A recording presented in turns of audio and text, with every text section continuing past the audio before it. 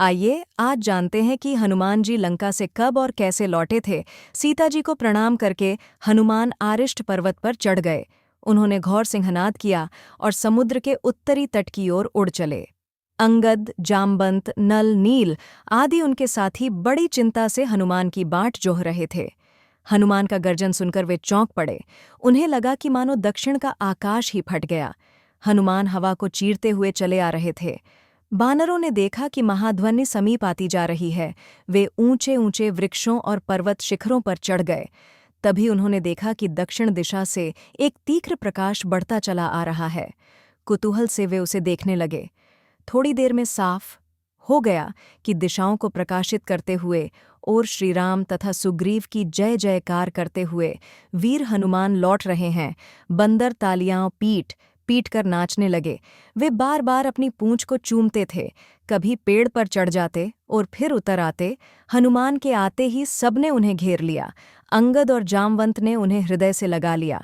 कुछ बंदरों ने पेड़ों से फूल तोड़कर उन पर बरसाए। फिर एक जगह बैठकर हनुमान ने लंका के सब समाचार सुनाए। अंगद ने कहा, चलो अब शीघ्रता करो, बाकी हाल रास्ते में सुनते चलेंगे। सुग्रीव को शीघ्र समाचार देना है। वे किष्किंधा की ओर चल पड़े। मार्ग में हनुमान ने बताया कि रावण ऐसा वैसा बली नहीं है। उसको पराजित करने के लिए बुद्धि और बल दोनों की आवश्यकता है। हम लोगों को प्राणों की बाजी लगानी होगी। चलते चलते सुग्रीव के मधुबन नामक बाग में पहुंचे। सुग्रीव का मामा दधिमुख उसकी रखवाली करता था। यह बाग सुग्रीव को बहुत प्यारा था। साथियों को भूखा और थका देखकर अंगद ने आज्ञा दे दी कि भरपेट फल खाओ और मधु पियो। बंदरों ने मम्माने फल खाए और भालुओं ने मधु पिया। रखवालों को उन्होंने मार पीट कर भगा दिया। दधिमुख रोता चिल्लाकर सुग्रीव के पास पहुंचा।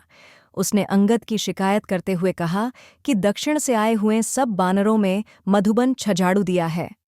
सुग्रीव समझ गए कि थे राम का काम कर सीता जी का समाचार जरूर ले आए हैं, नहीं तो मधुबन उजाड़ने की तो बात ही क्या, इधर आने की भी हिम्मत न करते। उन्होंने दधिमुख से कहा, वानरों को शीघ्र मेरे पास प्रस्रवण पर्वत पर भेजो। दधिमुख द्वारा सुग्रीव की आज्ञा पाते ही बानर चल पड़े। प्रस्रवण पर्वत पर पहुंचकर सब बानरों ने सुग्रीव को प्रणाम किया। अंगद और जामवंत ने सीता जी के मिलने की सब कहानी सुग्रीव को सुनाई। सुग्रीव ने हनुमान को हृदय से लगाया। वानरों को साथ लेकर सुग्रीव राम के पास गए और कहा कि हनुमान ने हम सब की लाज रख ली। राम ने खड़े होकर हनुमान को हृदय से लगाया और लंका के समाचार पूछे। हनुमान ने दुखी सीता को विपदा का सारा हाल कहा और सीता का संदेश भी कहा। यदि 2 महीने के भीतर आर्य यहाँ नहीं आ जाते तो दुष्ट रावण मुझे पार डालेगा।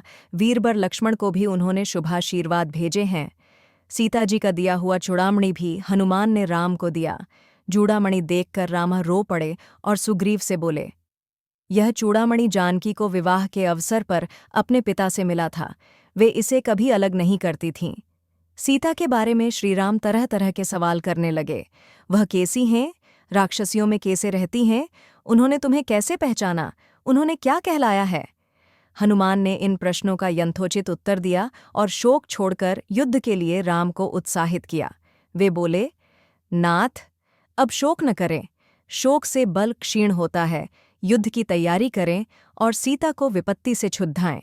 श्रीराम ने सुग्रीव से कहा, मित्र, अब देर न करो। अपनी सेना को रण यात्रा की आज्ञा दो। रोचक जानकारियों के लिए चैनल पर बने रहिए। चैनल को लाइक करें, सब्सक्राइब करें और शेयर करें। धन्यवाद।